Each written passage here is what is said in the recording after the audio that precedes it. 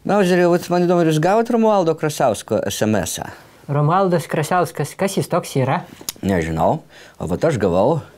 Rašo, kviečia ateiti į jo namus bet kuriuo metu.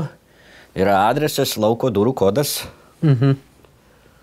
Nu, kam jis jūs kviečia?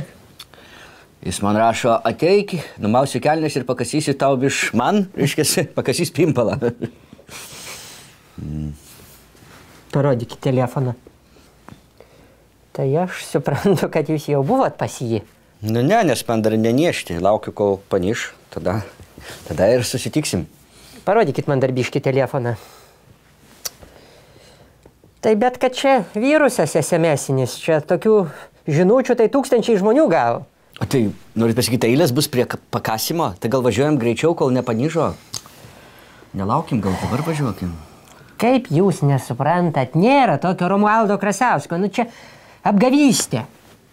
Na tai apgavystė ir neapgavystė galima išaiškinti tik vienu būdu, reikia nuvažiuoti ir patikrinti. Važiuojam kartu, man bus drąsiau. Žinot, ką aš jums patarsiu? Jūs imkit ir pasikasykit pats savo rankomis, nes, kaip žinia, pats žinote, kur geriau jums ten niešti.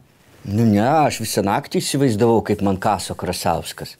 Reiškis, ką mes turim, bet paklausykit, kaip tai atrodo. Reiškis, guliu aš masažo kabinete ant stalo nuogas.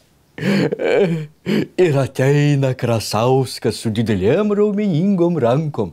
Ir kad pradeda man kasyt, su savo rankom šmirgeliuot. Gana jūs iš tų iškrypusių fantazijų.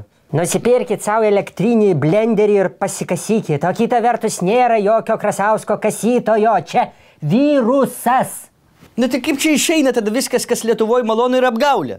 Pietrikas, reiškia, apgavo su maloniais nuošimčiais. Tas malonus žmogus iš savivaldybės apgavo, kur žadėjo pakeisti litus į eurus. Ir dabar Krasauskas, ką jis jo... Aš su tom nesitaiksiu, aš vis tiek einu patikrinsiu.